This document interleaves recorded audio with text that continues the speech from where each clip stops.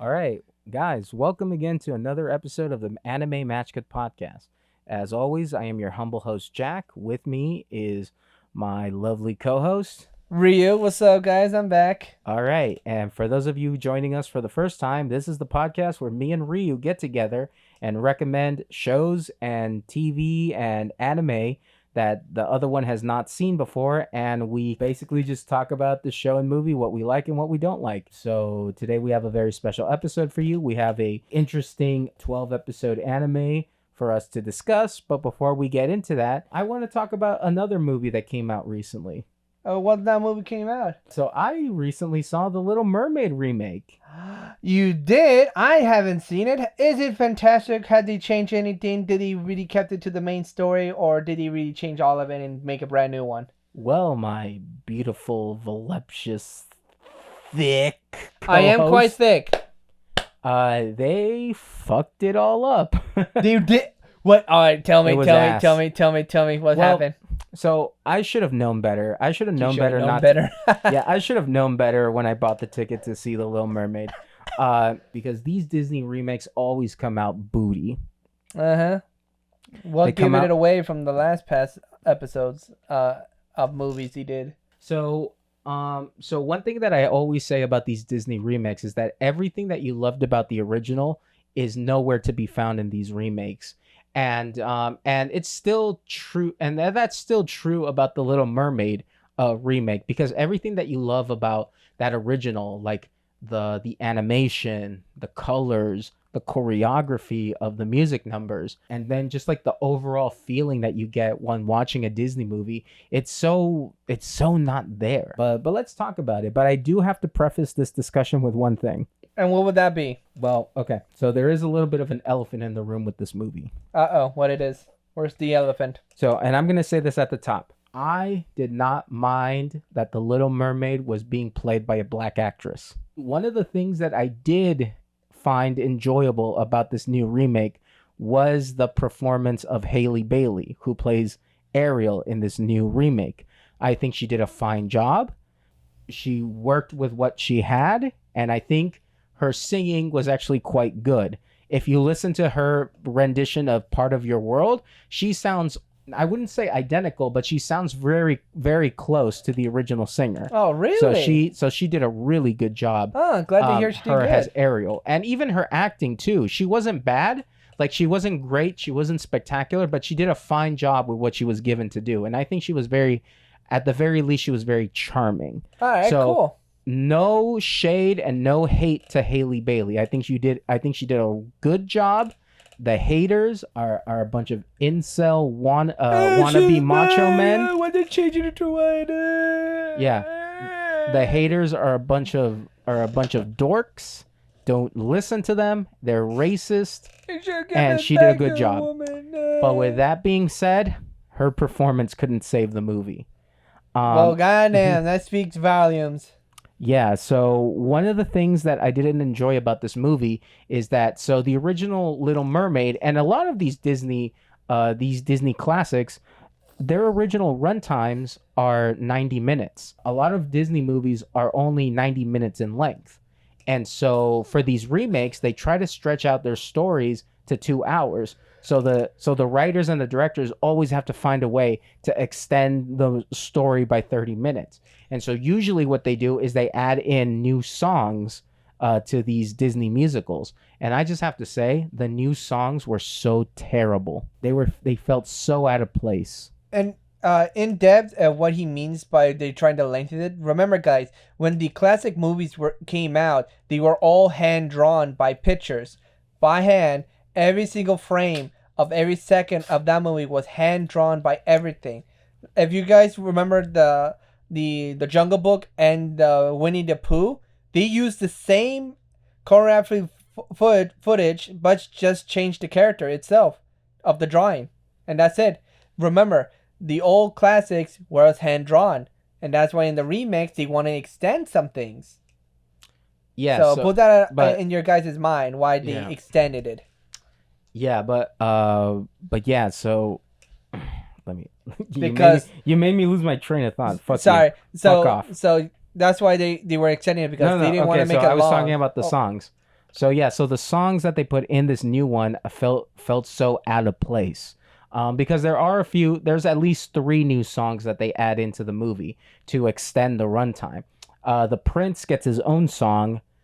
Ariel's bird friend also gets their own song, and Kaka. Ariel also has an extra song that she sings when she leaves the ocean. But all of these songs felt super out of place, and they didn't match the style of the original songs.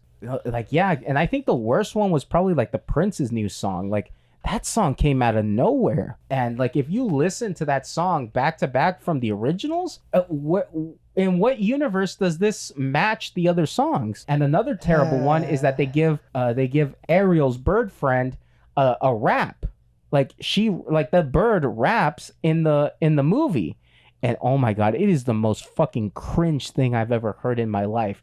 It sounds so ugly. The actress who plays the bird, she has a terrible voice.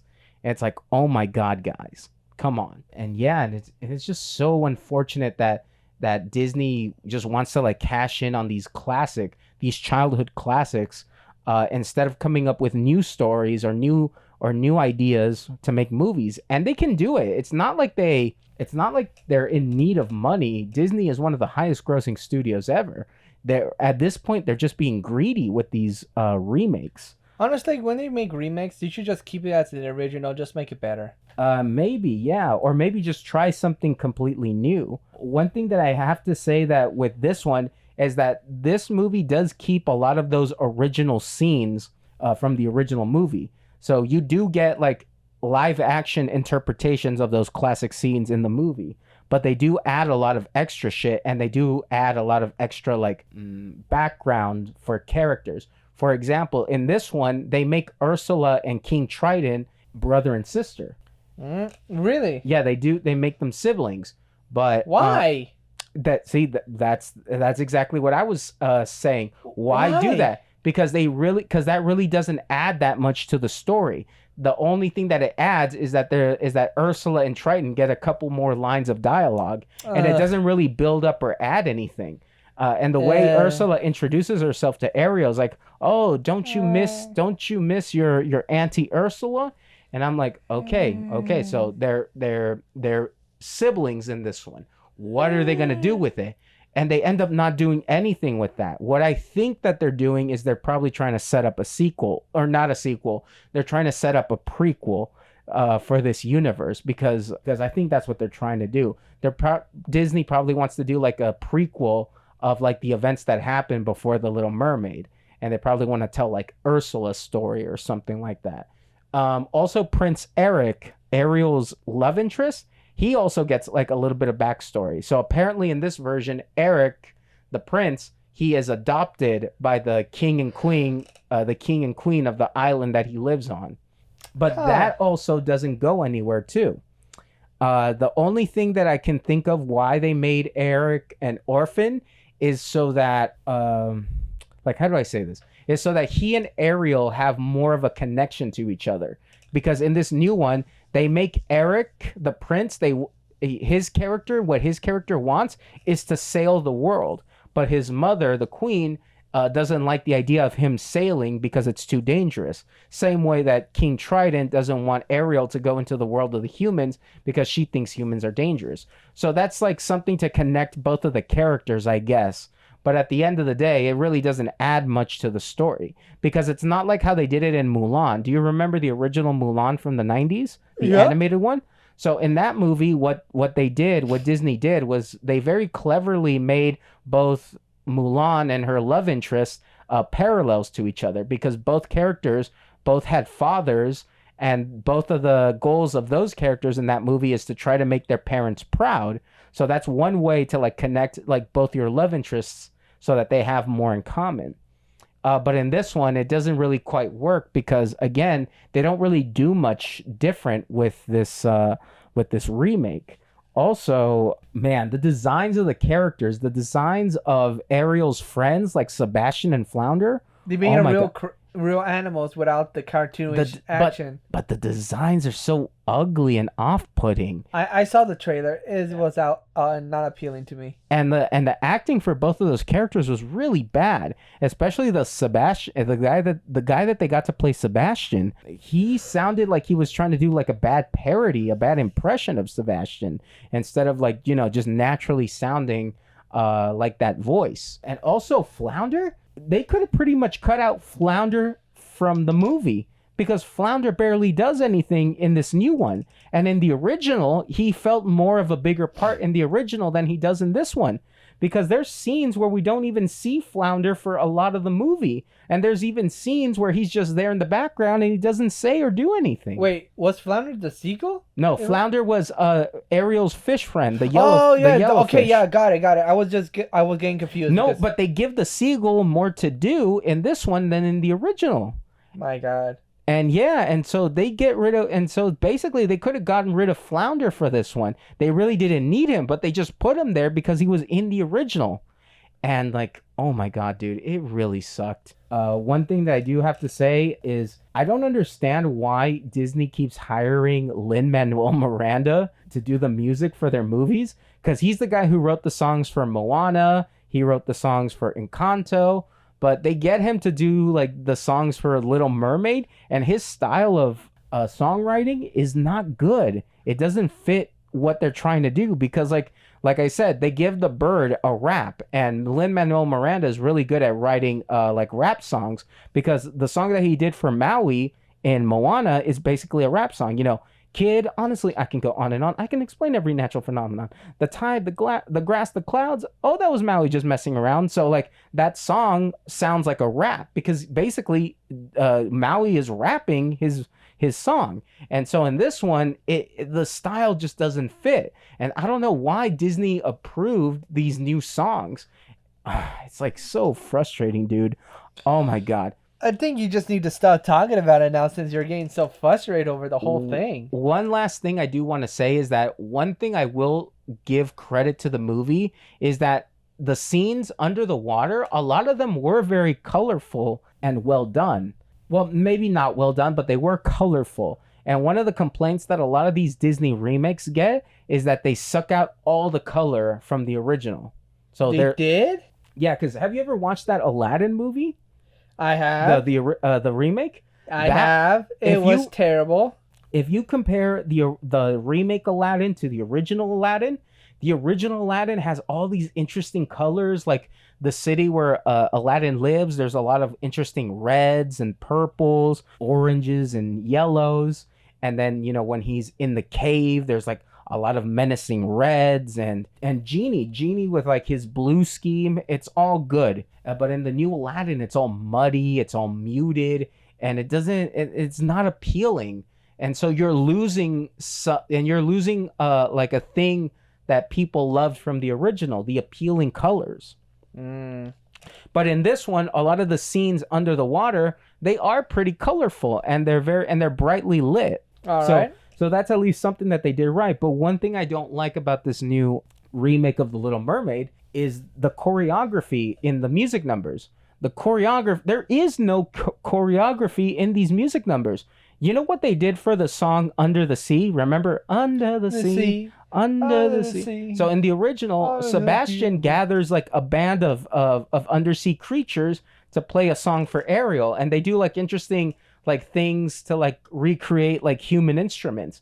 In this one, Ariel and Sebastian are just kind of like swimming around the reef, and like there's no like dancing fish, there's no like animals that play music with like the original with made up instruments, like nothing. They're just like swimming around, and the camera is just swishing around like under the sea, and there's no choreography, there's no dancing, there's nothing. And it really surprises me, because do you know who directed this new Little Mermaid?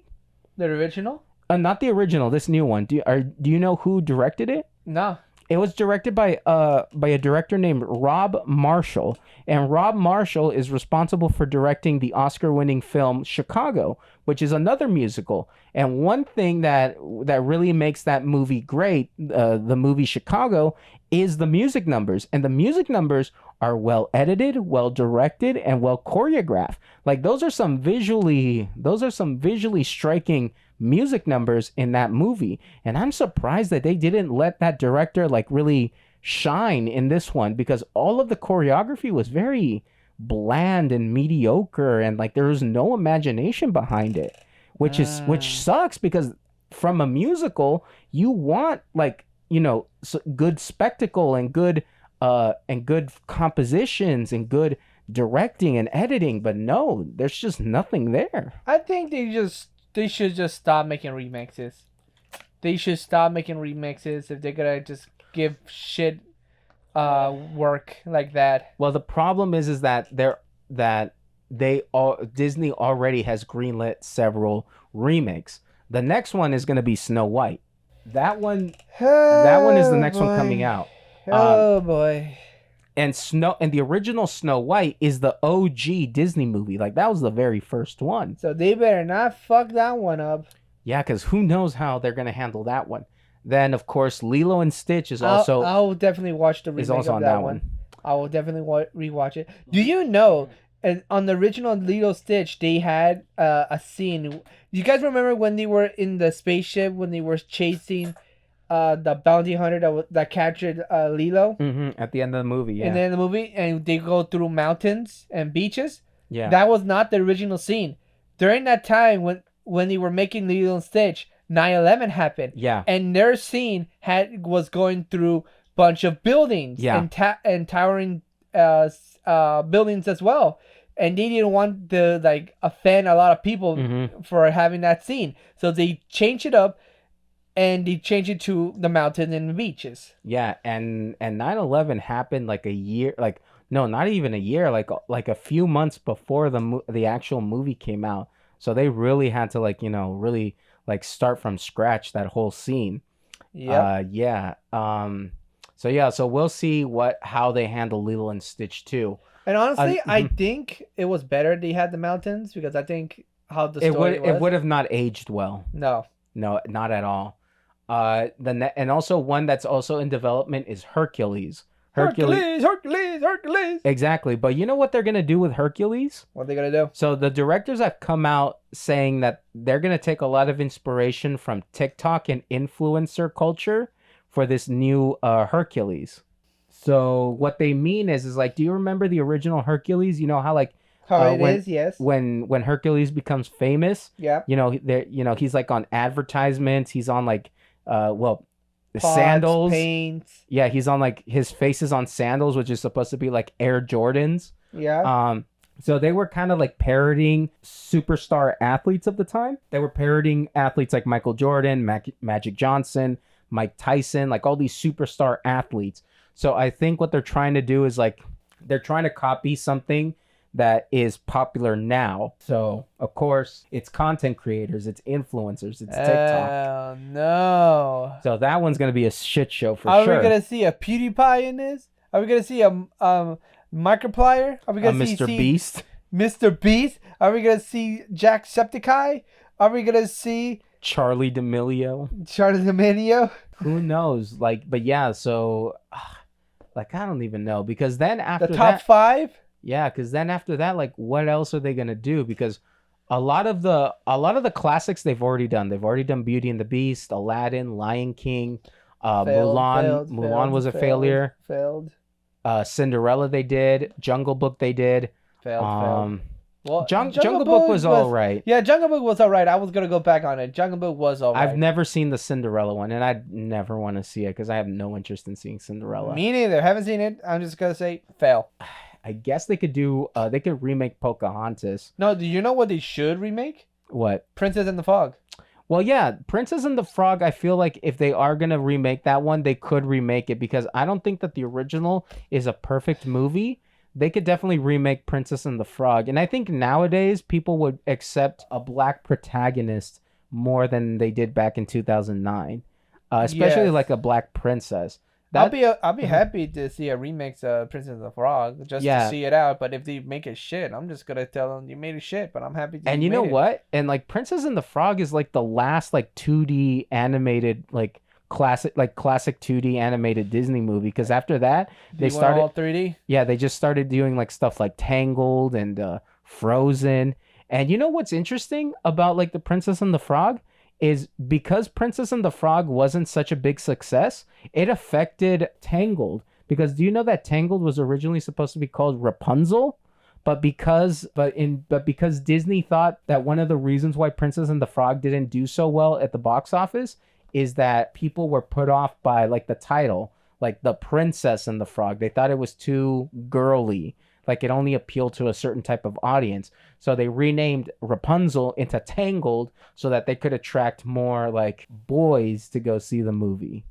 And that's why like Frozen is not called the Ice Queen. It's called Frozen. Let it go. Yeah, so I guess they could remake that. They can remake Pocahontas. I don't know how people would feel like about like a Hunchback of Notre Dame remake because I don't think a lot of people like that one. Tarzan could probably be one that they could remake. They better not this my boy. He can swing vines with his only butt cheeks.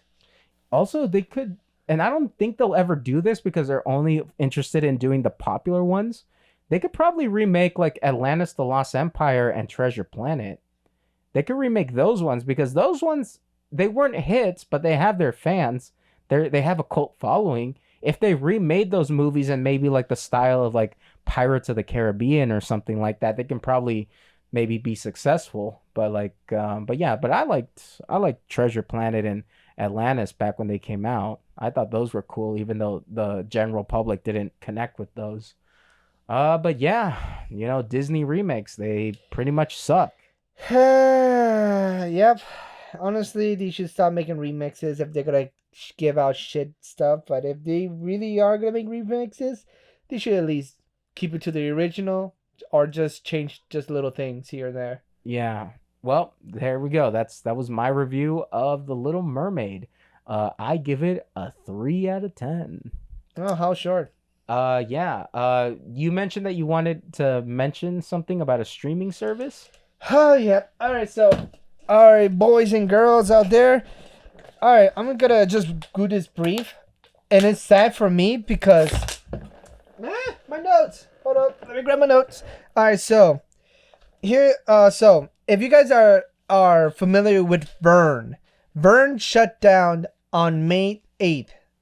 On time of this recording, it has been already almost a month since its shutdown. And the reason is because of the shutdown is because Crunchyroll did not want to keep a service up of a dying servings act up for too long, since its original creation was with Funimation. Since Funimation has disappeared, they tried to revive it with a different dub service for dubbing animes to English. But that service also created their own app and left Crunchyroll partnering with Vern. And now Vern is just a site there with just animes that they already have in their own website. So they have finally decided to shut down the app fully and completely on March 8th at 12 at night, 12 a.m. So that service has died and no longer be able to save. If you guys have an account on Vern and do not want to open Crunchyroll, basically because you don't want to, I already did that myself. I already got Crunchyroll back and put my email and everything I had for Vern. Everything worked, but the only problem is a lot of anime that you saved on Vern would not be able to be transferred back to the Crunchyroll app. There was a lot of anime that I have saved in Vern that did not transfer into the Crunchyroll app that I used. So I had to go back and find almost every single anime that I put on hold or I was currently watching at the time. Which one of them, let me just go to the name that I was currently watching. The one that I was currently watching that when Vern died on was the, let me find it. The Avatar Overworldly Adventure, Serving God Who Goes Too Far. That was the anime I was watching in Vern, and that disappeared from the on my list in Crunchyroll, and there were a whole many others which I have not found at all yet. There were some that did transfer and some that did not get transfer in, but I did find them all again. But that's the only downside that happens.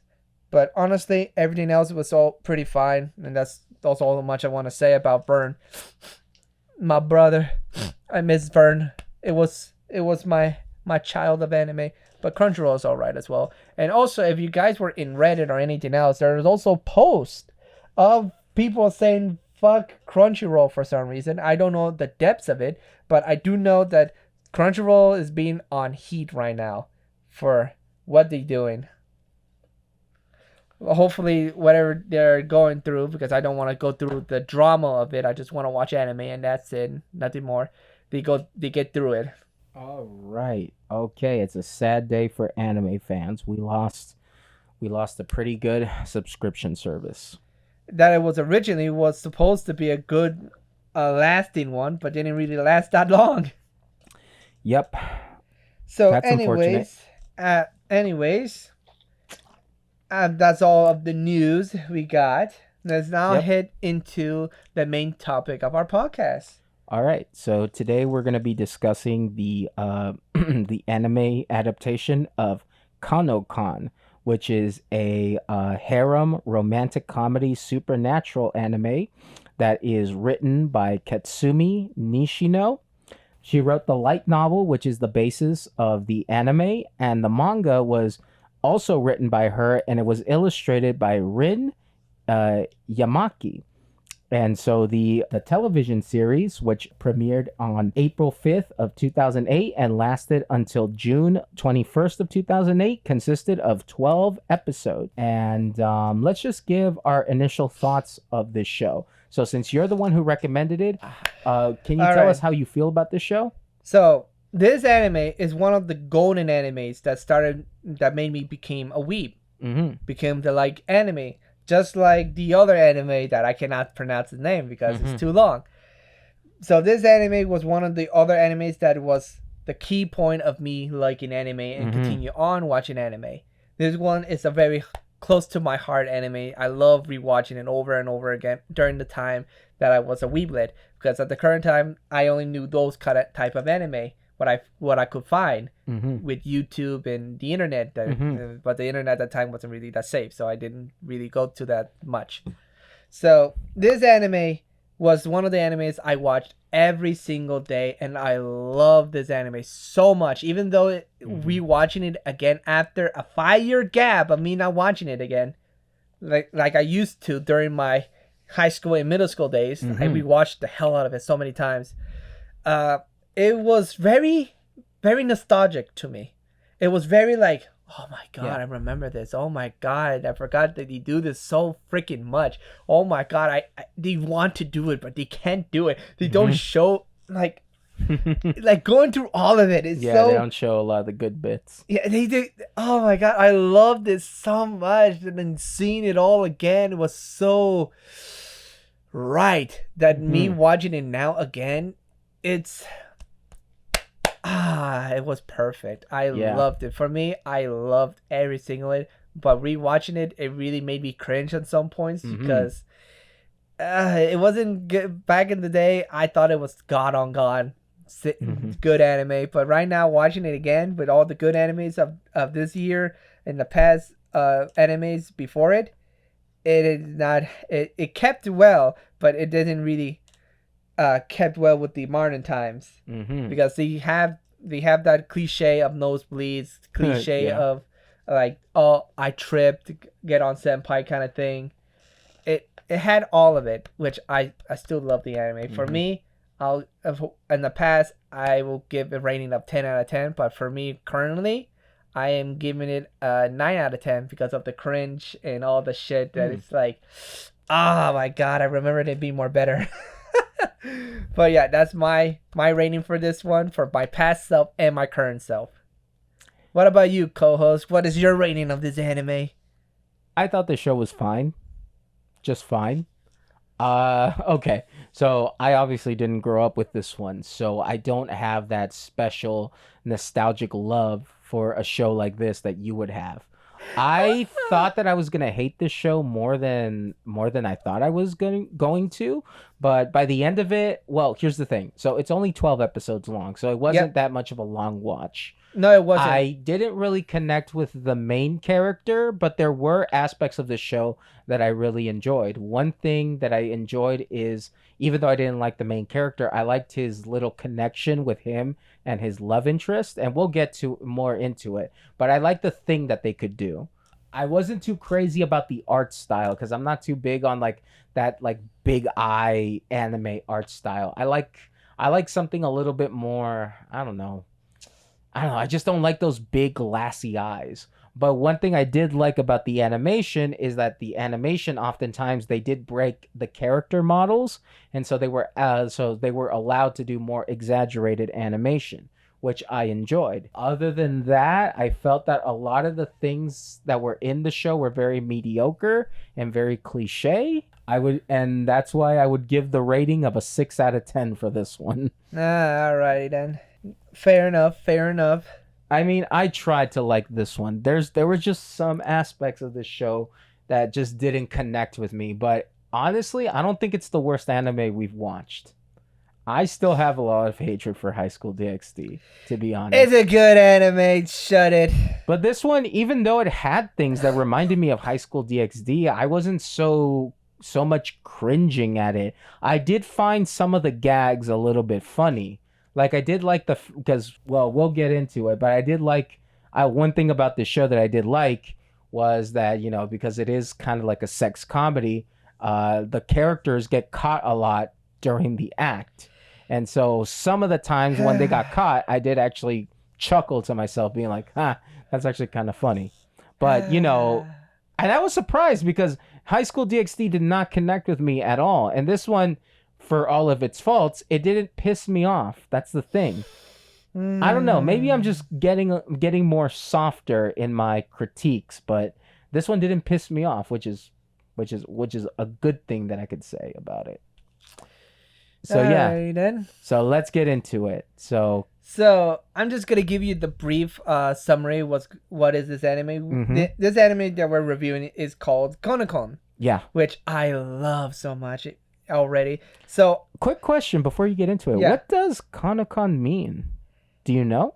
no, it just Kanokon. It's just the light novel, the name that just came out. I never researched what it meant. Yeah, because sometimes they'll name like an anime or a manga something, and it'll make sense. Like the Rising of the Shield Hero. But then this one, it's just the name. But okay, I just thought I'd ask. But go ahead, continue. Actually, hold on. Let me see what it does mean. Okay. Live. Hold up. Meaning. There you go. Kanokon is a Japanese live novel series by Katsune Nonichi with illustrating by Kenon. Detailed meaning as Kanokon, you take life and your responsibilities seriously. Oh, that's what it means. You take life and your responsibilities seriously. That's what Okay. it means. Oh, and that kind of makes sense. That kind of makes sense with like the theme of the whole show. All right then. Okay, that's So- cool. Yeah, that's honest. That is honestly, I did not know that had a meaning. Well, yeah, because you're the super fan here, I would assume that you would have No, I didn't some know. knowledge. I just love the series. I just thought it was a very memorable name, Kanokon. But it actually had a good meaning. Oh, Yeah, that's well, actually it nice. fits the show. It fits the It story. did fit the show. So, anyways, we have three characters that we always follow around, but there's Mhm. also side characters. So the main three characters is Kota, Mm-hmm. Chitsuru, and Nozumi. Lover, yes. Those are the three top characters we always interact with each other. Mhm. And also Chitsuru's brother, Tanira. Yeah, he's kind of fun. I like Yeah. what they do with him. Yeah, Tanira is the main, the brother of the female protagonist. Yeah. And there's also other characters, but I don't really want to say their names because they're difficult to pronounce. no, because they don't really show up unless they want to say they're two pieces. Like, Yeah. don't say that that's straight to it. Oh, the Yeah. king of arrows. Yeah, they reuse like a lot of characters, and it's so repetitive. They only do one thing in the whole show. like, certain Exactly. characters. So the only characters that actually had some structure and they actually change and do other things are the main four I talked about. Mhm. So we're just gonna be focusing on those four. But if we're gonna talk about the other side characters, Yeah. I will mention them. but there are also characters in this show that shows up, but nothing else does. They just cause problems and they leave. That's all. All right, so tell us what this show is about. So this show is about this focus on Kota. Kota is a country boy who lives with his grandfather at the time before he moved to the city. The city. And he attends a high school there. Yeah, he's like a freshman, isn't he? Yeah, he's a freshman. He's a fresh boy from the country, which Japan likes calling it the boonies or the sticks. Also here in America too, they call it the sticks. So yeah. So he goes through a lot of new changes with his home and new school because this is his first time leaving the country, being by himself, living by himself. So he's experienced everything anew for himself. That's right. Oh, sorry, my throat got dry. So when changes did come along, when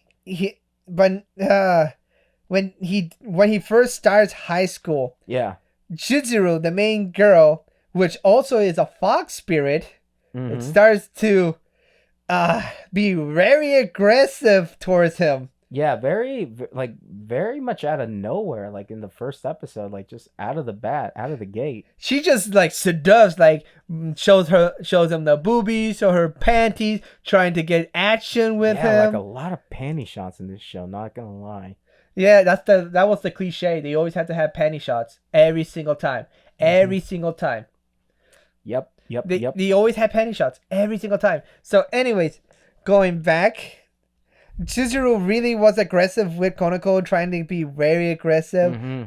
She's just like going at it, trying to get him to go out with her, trying to do business with her, and everything else. And then later on, Kota meets with his fellow students and go the whole shenanigans, and then meeting with the third girl that gets introduced when he found her in the streets. She is a fox spirit. And don't you mean a wolf? Oh no, we have wolf spirit. Yeah, wolf spirit. Sorry, I put it here fox for some reason. Sorry, and her name is Century Fox. And her name is Numasu. And Kota gets dragged into supernatural events of those yokais colliding for his love and try to mate, in a sense. Yeah. So it has a pretty good premise. So it has a pretty good premise. I do like the fact that it's like a supernatural kind of like thing that's going on, and I like the fact that, this normal kid is like thrown into this world of like spirits and magic powers and supernatural things happening.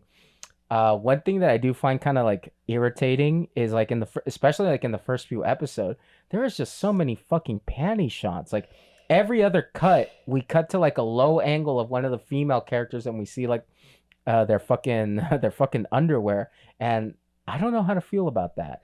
It was the way to make the anime popular at the time. Because if you watch any old anime, you will see all the anime has at least a panty shot or a boob showing or every kind of scene every so often in one episode. Well, it was the pull. It was the pull to drag in people to watch it. Yeah, because the whole thing, like, like modern animes are still obsessed with like cleavage and stuff. I know, but it's more action based now. Yeah, because I remember like story based. The time that I got reincarnated as a slime, there was like a lot of big-breasted women in that show. It's like, I don't know, it's like the panty shots just make me a little bit uncomfortable, not gonna lie, because it just, I don't know, it's just because here's the thing. One thing that I did like about the show is like I like the fact that it was supernatural, and I wanted to learn more about this world, or like the characters that, what kind of world these characters live in. And so every time they were like cutting to like panty shots and all this stuff is like, come on, guys, can't you give me something a little bit else? Because one thing I will say that I did like about the show is like the few times where they have like action scenes in the show, I actually really enjoyed those. I had a lot of fun watching those, and I was just thinking to myself, damn, this show, I would love this show so much if it was like an action, if it was a romantic action show instead of like a harem comedy. But yeah. Understood. Good opinion on that. I thought as well at the time when I was young. Yeah, because oh my god, like that one character, Chizuru, yeah, she just like does not leave this kid alone. She does not leave Kota alone like at all. And also Kota at the time when he entered, That's the student council president in there. Don't want to say her name because she's annoying. Yeah, like the one who reminds me of Ida from My Hero. Yep. Yeah. So she apparent from her stating he was an honor student who was Mm-hmm. clean, proper, and follows the rules completely. But since Chitsuru got into his life, he always has been involved of arrow stuff. Mm-hmm. Yeah, yeah. But I feel bad for this poor kid. I do too. Even though I don't connect with his character, I just I feel feel bad bad. Yeah. because in some of the episodes it almost makes it seem like he has PTSD. Like he's always like, shivering and wondering like if the next corner that he takes a turn on, she's gonna be there ready to like pounce on him and harass him. Yeah, the whole anime. Every time they get alone or they had a chance to do something, Kanokon just does nothing. But Chizuru pounds him for the second she has alone time with him, and she just instantly, take off your pants. Let's get started now. Oh and my then God. and then seconds later, someone shows up and is like, ruin the mood again. And then when she does have a moment with him, and they're almost completely and they're almost in their birthday suits, she almost gets to the point of going, and then someone else interrupts, and then she tries to continue it, but she gets fed up for all the interruptions. And and I was thinking about this. I think if the show isn't gonna do like, if it isn't gonna be more action based, I feel like the reason why I didn't like the character dynamics in this show is because I thought Koda was too bland of a protagonist. Like he didn't really seem all that special to me or all that interesting. He wasn't at first, but later on in the episode, well, technically on the last on the last 3 episodes, he's apparently a very high potent person. Well, yeah. Well, we'll get to that when we get to the end, because I also do have some criticisms about the story structure. But I do, but just mostly just talking about him. Like one thing. Okay, so this show actually reminded me a lot of like Mrs. Kobayashi's Dragon Maid. Because it just seems like Japan likes to do kind of like these magical girlfriend type shows. So what I liked about Mrs. Kobayashi's Dragon Maid is I like the fact that the main protagonist, Miss Kobayashi, she is just like so disinterested, so aloof, and so like I wouldn't say not bothered, but she just like doesn't have time to deal with like the Dragon Maid and all her friends' foolishness. And so I like that dynamic, and I like the fact that the Dragon Maid in that show is always trying to win Miss Kobayashi's love. So she's not always like on top of her trying to like have sex with her. She's trying to win her love. In this one, like the kid, he just like, again, he's a country boy, he's a country lad, but I feel like he doesn't have like a personality. He's not like a smart ass, he's not like a jerk, he's not like, He's a convoy.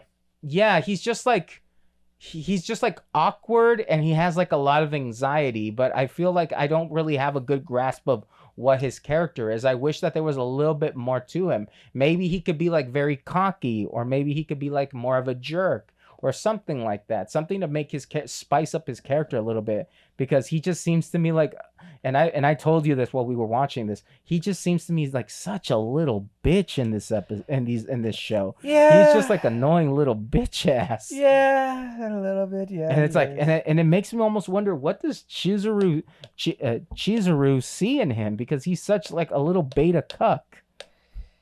Honestly, I do not know either. Yeah, and it's like, but it feels like I've seen this so much in shows of this time, is where like in these kinds of like magical girlfriend shows, the main protagonist, usually a boy, is just like this little bitch ass wimp, and I'm like, what? Why am I watching a show about like a little wimpy kid? Does he have a diary? Oh my god, no. And also, going back to the conversation that Kobayashi Dragon made, we have not made an episode on that. Oh, it's one of my recommendations. We're gonna revisit it soon We enough. are gonna revisit it. So if you guys are wondering why we mentioned it and you didn't wait, you guys didn't make an episode on it. It's one of my favorite modern animes. So yeah, we are gonna watch Kobayashi season 1 and 2. Season 1, my co-hosts already have seen it because I told him to watch it and he loved it. And he has not seen season 2 yet. I have, and is I like it how the story played out, and I think my co-host is gonna like it too when he watches it because he really likes Dragon Maid very much. Yep. Yes, sirree. Certainly. So going back to the conversation of Koda and being a beta cuck, Yeah. for this whole story for me in depth for me, Koda is just that guy that's following the story with Chizuru getting dragged into supernatural, and he just goes through this whole thing of trying to find out if he really loves Chizuru because the whole time it's him falling Chizuru trying to make Koda fall in love with her as much as she loves him, and the whole time in every episode you can see that Koda likes her a lot because there is a point he is like a nice dude. He is a nice dude, yes, but in the story there's a main plot in this story. When a yokai and a human fall in love with each other, their hearts and body must connect each other for them to fully be able to connect or bond each other or possess, how they used it, and it depends on how much they open up to the yokai that possess them, they gain immense power. Oh yeah, and that's actually one thing that I did really like about this show. I like the idea of their little bond that they have with each other, and I like that you explained it because I was gonna ask you because I guess I didn't quite understand why they became so powerful, but you basically just said it right there. But I do like that idea, and I wish that they would do more with that throughout the show because again, there's a few episodes where where they, they're in a conflict and the only way to resolve it is to do that bond. And it was really cool how like they were able to like to solve their problems with each other. Cause for like a romance show, like doing a thing where like your two characters bond like that, I think is really cool and it's like very clever. But go ahead and continue. So basically in this anime, if yokai wants to have a human host, they must have them accept them who they are to be able to do the bond. But in the whole time in this anime, all the yokai, everyone involved who knows about the yokai and the bonds and everything, prohibited humans and yokai to go out because it always caused a war or a chaos event to happen. They did mention that in one of the episodes. Yeah. So when there is a human and yokai bond happening, they must take precautionary measures to make sure it does not offend any of the yokai families in this universe, but we never see them. And that's also another thing that I liked about the story. I wish that if I were writing the story, I would kind of want to steer it in that direction where like this relationship could start a war or something. But again, it's a thing that I liked. I just wish the show was explored that a little bit more. But continue. So yeah, in this universe, that's like the process of what happens if a yokai has a bond with a human. They get very great power from it, and they can basically do a spirit bomb. Yeah, and they basically can take down anyone. Because I remember in one episode when this character's brother came in. I forgot the brother's name. Yeah. Wasn't he the brother of the fox girl? Yes, No, the wolf girl. The wolf girl. Yeah. Nozumi. Yeah. So Nozumi's brother shows up one scene to bring Chizuru back and tell her it's wrong to go out with a human. Yeah. Because he's also trying to make sure that they don't go together and cause a problem. And also he did want her to be his woman. Because he says in the episode he will beat her and make her woman. Oh my god, what a fuckhead. And so basically it's just like whole chaos of yokai testing their love and their bond. The whole entire episode, when a new yokai shows up, they test their bond. And they show the bond. They're like, all right, backing up. You can kill me all at once. I'm not going to take it. So it's basically this whole anime is just showing that yokai and humans can bond together. Because if you guys know the true lore of Japan's lore of yokais are evil spirits that kills humans and eats from them. And humans that during the time fights in great numbers to just kill one yokai. Kind of reminds me a little bit of Naruto. Yeah, basically a little bit of Naruto, sealing the nine tail, first tail, second tail, third tail, sealing them and putting them in host Yeah, because a lot sometimes the show did give me like little vibes of other shows because that episode that you were mentioning, they finally defeat that guy by Chizuru and Koda getting together, and they basically form a spirit bomb. They don't call it that, but it's pretty much a spirit bomb from Dragon Ball, and they throw it at the brother, and then they basically body him in one shot. Yeah, he got severely damaged because during their fight, he was winning. He was Yeah. winning with no sweat, no brows, no nothing. Yeah, he was winning. he was clapping everybody's cheeks. And then when Chizuru tried to find out, she got clapped herself. Oh, she yeah. was down. And then when they bond, they finally won. And like I said, those are like the little parts of the show which I really enjoyed. And I wish the show was a little bit more like that, to be honest. Yeah. But that was a good episode either way. And also, going back to the sister Mhm. and Nizumi, the way he found her was Yeah. she was just eating steak and she didn't. And the guy was yelling at her saying, "Hey, you need to pay for this." And Cole was being Oh, nice yeah. to pay for it, but didn't say, "No, don't worry, I got the money." And Mhm. the way she thanks him was for his kindness for trying to pay for it.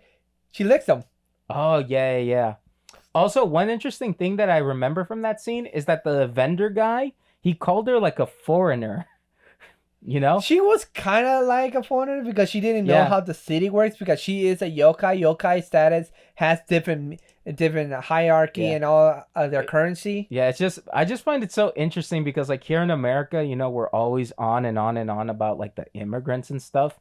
But like if we go to other countries, We're the basi- immigrant. Yeah, we're the immigrants. We're the foreigners. And I just find that amusing. I like that little line that he thought, "Oh, this girl must be a foreigner." Yeah. So, and then after that, she finally finds him because of the scent she gave out. Because when wolves lick a person of interest, Mhm. they're sent to them. So what you're saying to me is she imprinted on him Yes. just like Jacob imprinted on Bella's baby. What? What? Huh? Twilight reference. Oh, stop mentioning that. Okay, moving on. Okay, get back to the show. So, anyways, and when she finally found him, she found out she transferred to the school he was going to, and when she finally got transferred to that school, the second she sees Shizuru and Koda talking, when everyone's were dogging on Koda, saying that he's Mhm. the Arrow King, he's a being of all women, and then Shizuru tells everyone, say he hasn't gone with any other women except for me. How can he be cheating on me? And everyone's like, "Oh yeah, how can he? Shizuru's always with him, and she doesn't let him be by himself." So Mhm. that's true. Trying to rebuild his reputation. Then she comes in, destroyed everything they just set up, just to show that he is the Arrow King, the fiend of Mhm. all women. Yeah. I will say this, that I feel like the comedy does work when like other people are reacting to the craziness. Because I do like sometimes where like, Koda and Chizuru and like the other girl, when they get caught and people are just like staring and gawking at them, it's so uncomfortably awkward. I can't help but laugh during those scenes. Oh, and also there was a lot of other couples in this anime. Mhm. It's just isn't just Oh, like the brother and that one like glasses girl. yes.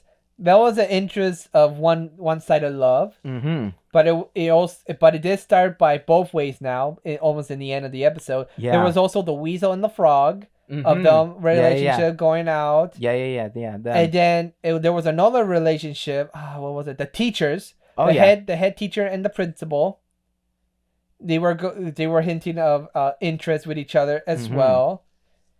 And that's it of love interest at Yeah. the current moment, because we didn't really focus on other students or anything. It Mhm. just focused on the main characters of the story. Do you remember that one episode where Chizuru found the bunny suit?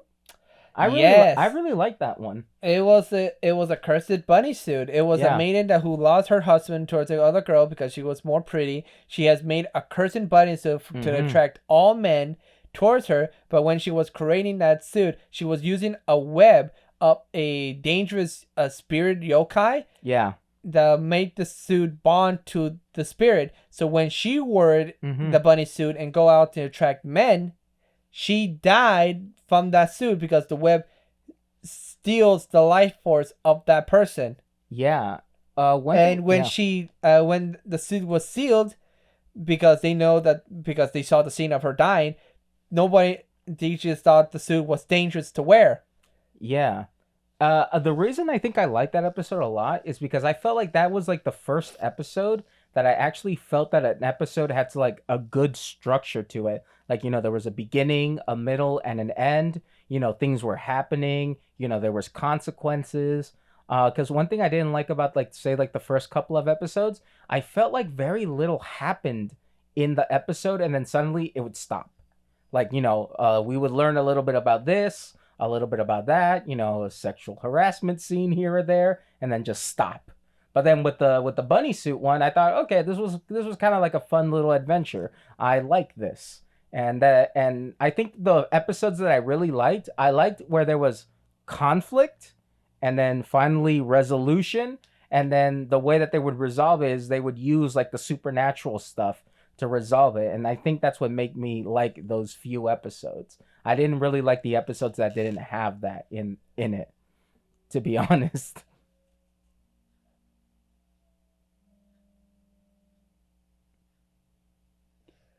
Bless you. Sorry, guys. All right, there was a noise in the background. You didn't hear it. I heard it, but I don't think it's from the microphones. I know, but it was outside because it probably picked up.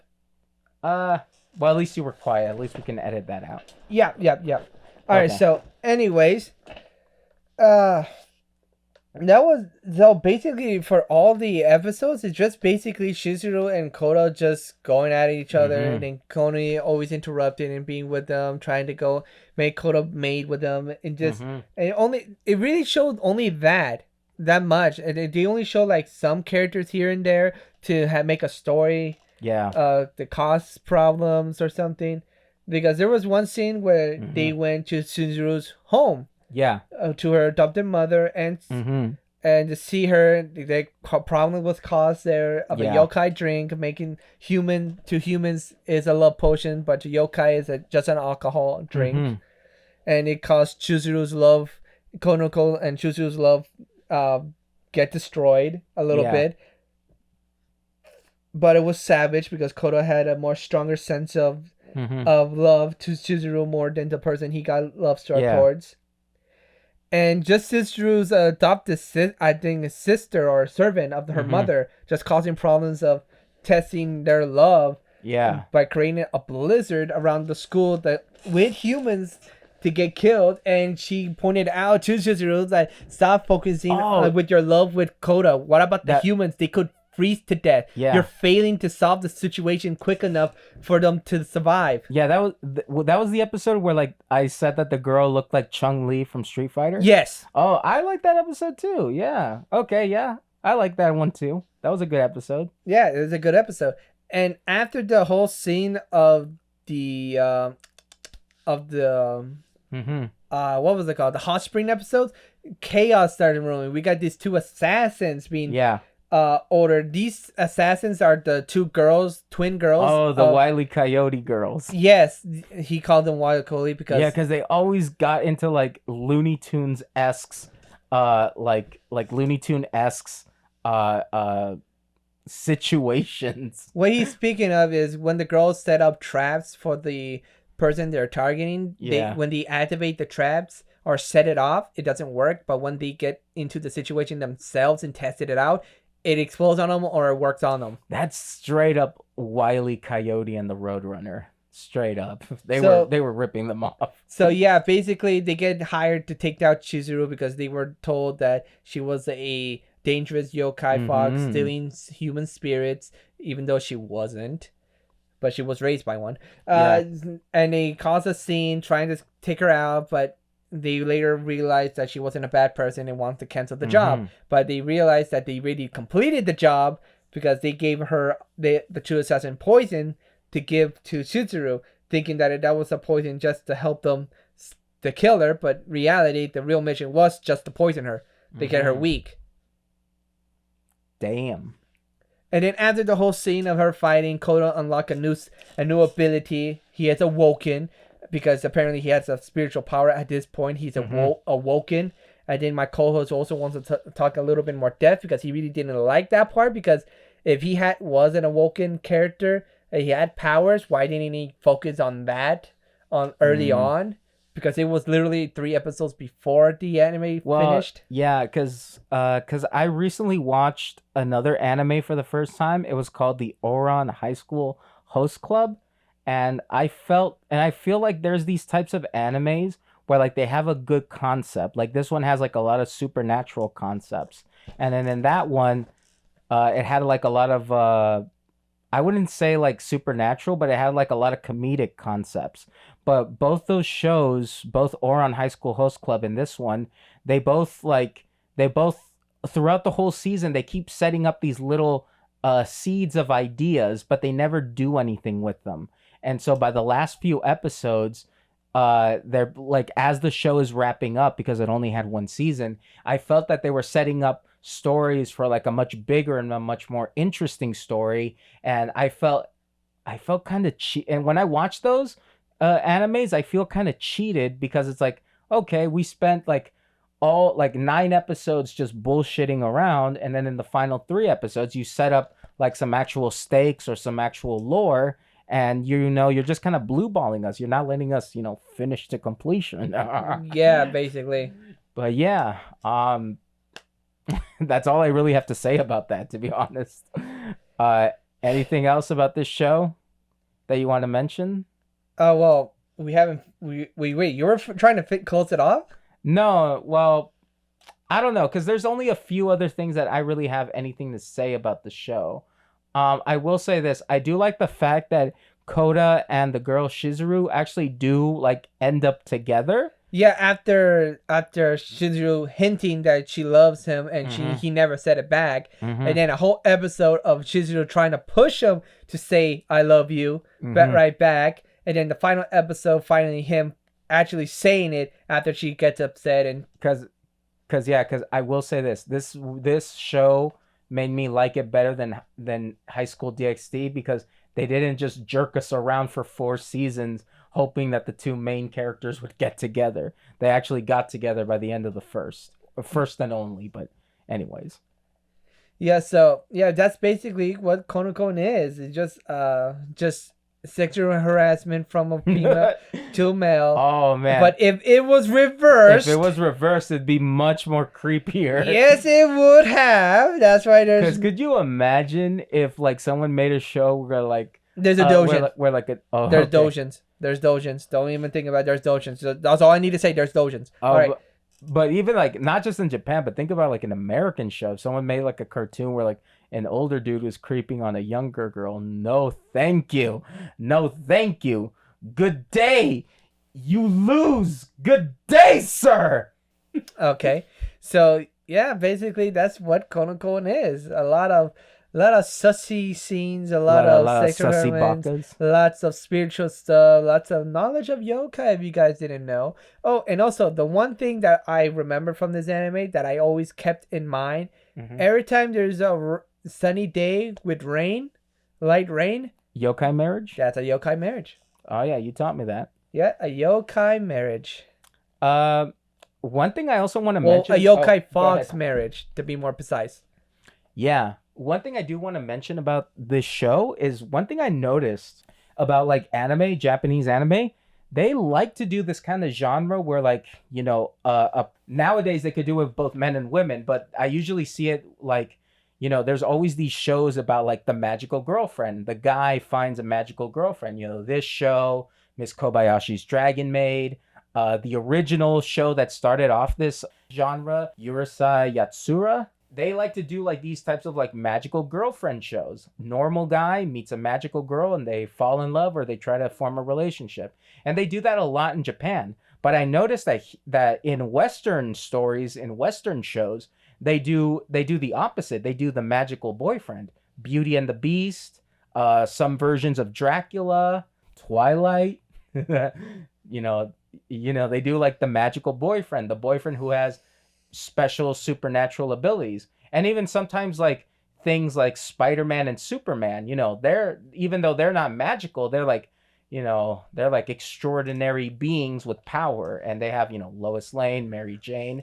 The only one that I can think of, the only show or thing that I can think of where like it's the other way around for like American stories is like Wonder Woman. Wonder Woman and Steve Trevor. They're she's the magical powerful one and he's like the normal dude. And Oh so, yeah. that's just a little something that I noticed. Japan likes to do the magical girlfriend. Stories in the West like to do the magical or the monstrous boyfriend. Oh yeah. Go figure. That's just a little something I noticed. Oh yeah. Now you just brought it to my attention. Disgusted now. No, but don't you find that interesting? That Yeah, in I one found culture, it interesting. Yeah. one culture does it one way, but the other culture does it the other way. Yeah. Because I guess it just appeals to like different people. I guess. Yeah. Yeah. I guess Interesting. stories about like girls falling in love with like supernatural dudes or supernatural creatures is more interesting. Because there's so many like here in the United States. There's like the movie that won Best Picture, The Shape of Water. It's about a woman falling in love with a fish dude, and that won the Best Picture Oscar Huh. back in the 2017. Huh. Interesting. Interesting. Yeah, and over in Japan, it's the magical girlfriend, which is a fun little genre. Like I love Miss Kobayashi's Dragon Maid. That's like top tier like anime for me. He hasn't seen other good top tier anime.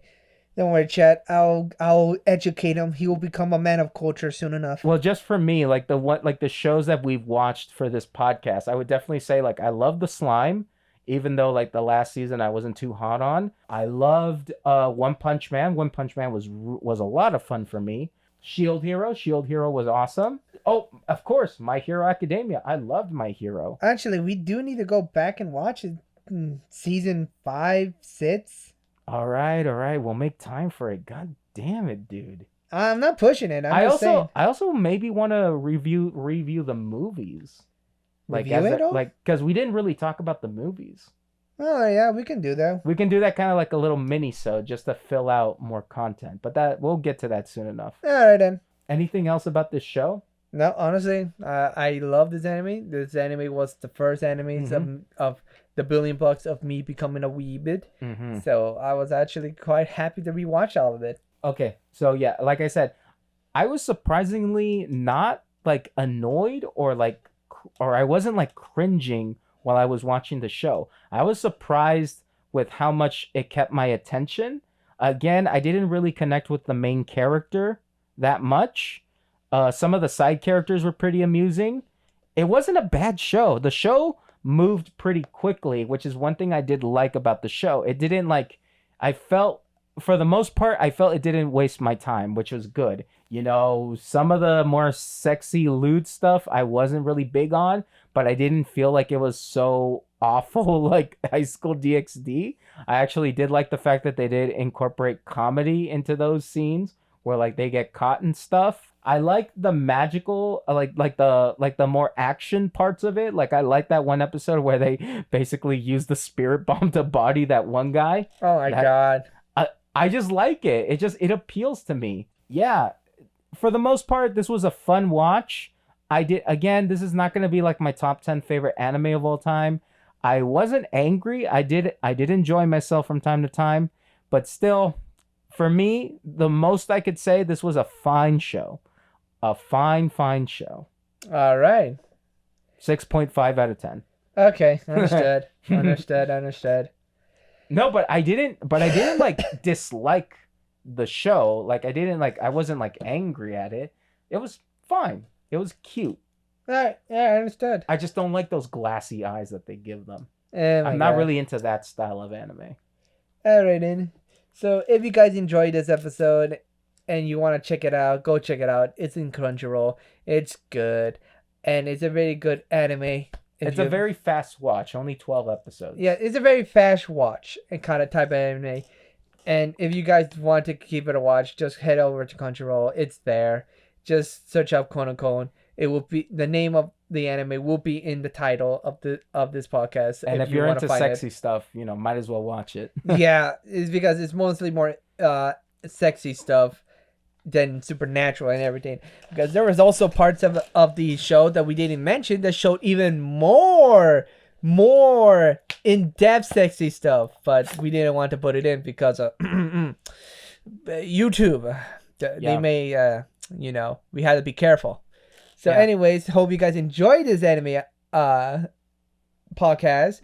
Hope you guys leave a like, subscribe, and share it, and leave a comment down below on what anime we should watch or movie show we should watch for the future episodes.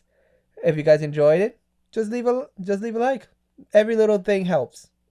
Yeah, you guys can also follow us on TikTok, Anime Match Cut Podcast. We're also on Twitter at Anime Match Cut Pod, YouTube Anime Match Cut Podcast. Also, I do want to announce that I am not considering. I'm going to be changing the name of the YouTube channel pretty soon. So instead of being called Anime Match Cut Podcast, I'm going to rename the YouTube channel to Anime Match Cut Studios, because we're going to be producing much more different content than just the podcast.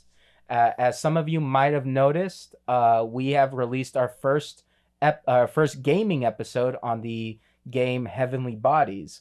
More episodes to come in the coming weeks, and we're going to try to do more gaming videos. I want to do like standalone review episodes. So like if I see a movie that, my co-host doesn't have interest in seeing, or if it's something that we just can't get both of us to watch, I do want to do like short little videos of that. I also want to do other kinds of review type material. So we're going to be doing a whole variety of different videos from now on. So our channel will be changing to just Anime Match Cut Studios to reflect more than just the podcast, but we're still going to be doing the podcast. Yes, we don't worry, guys. The main thing that we started this will still be around. We just thought we would have more diversity, because the reason why we started doing the gaming part of our channel now is because I'm a gamer, and I thought we should have at least an episode section of us having fun together. Me as a gamer who plays viral games of multiplayer of all types, while my co-host who doesn't touch any games at all and of any type at all, go through it. And just basically he's more focused on the podcast himself. That's his field, which I am just here just agreeing and just going along with it. I thought it would be a good idea to have a field of my own that I'm 100% in my field, and he is not. So we have both worlds teaching each other both our worlds, because he's been teaching me a lot of stuff from his world. I thought it would be nice to have my world and he come into mine. Yeah, so definitely. So a few changes. I'm even considering changing a few things, like like I want to do like a new updated logo, but I'm still working on that. But yeah, so I'm going to be doing a few things on the channel to give our channel more of an identity, to help us stand out a little bit more. It'll be great. It will be great in the future. Just keep an eye on that. Yeah. So for now, just go ahead, follow us on the social medias, Twitter, Instagram, TikTok. I'm going to try to get our Reddit up and running pretty soon, posting more on there. And just keep following us, subscribe. If you're listening to us like from iTunes or like Spotify, give us a rating, give us a 5-star rating, write us a review. It helps us, spread the gospel of the Anime Match Cut podcast to more people. And also, if you guys have any co-op multiplayer games you guys want us to try out, just send it down in the comments below. Yeah. We will definitely check it out, because I have some games that are multiplayer for us, but we are quite limited on the games we can play, because we don't know many of the multiplayer games we can play together. Yeah, and but we'll be producing more and more different types of content, because I really want this channel to really reflect our different interests. Yeah. And so but as long as if you stay with us, you're gonna get some pretty awesome content later down the line. All right, is there anything else you want to add before we end this? No, everything's all pretty good. We gave an update, we gave up the podcast, and we're all good and dandy. All right, so for our next episode, we are gonna be watching. So this is my first anime recommendation. I'm gonna be recommending the 1980s anime classic Akira. Akira! Ah! That Yes. meme that has been gone popular. Good timing too. Exactly. It's a meme that has gone popular out of no reason. It has some reason, but it's they're memeing a movie from like the 80s, and like a lot of people, well, older, more seasoned OG anime fans like myself know what Akira is. And also Akira is my favorite animated movie of all time. Oh, So, nice. my favorite anime movie is not The Lion King, nor is it like Toy Story or Monsters Inc. It's Akira. All right. Hopefully, you guys will enjoy and join with us when we watch Akira. So Hope you then, guys have a fantastic rest of your day or night, and hope you guys leave a like, subscribe, and we see you guys next time. so yeah, the normie is recommending an anime, It's a scary world out there. Oh no. and I'm probably not gonna recommend an anime for a few more episodes My God. because I'm Thank God. looking at next anime is probably gonna be Nausicaa of the Valley of the Wind. All right, Jack. We have gone too long All now. right, yeah. We said goodbye so many times. It's now being repetitive. Well then, fuck it. Just fuck it. We'll do it live. Oh my God. Bill O'Reilly. All right. Goodbye, guys.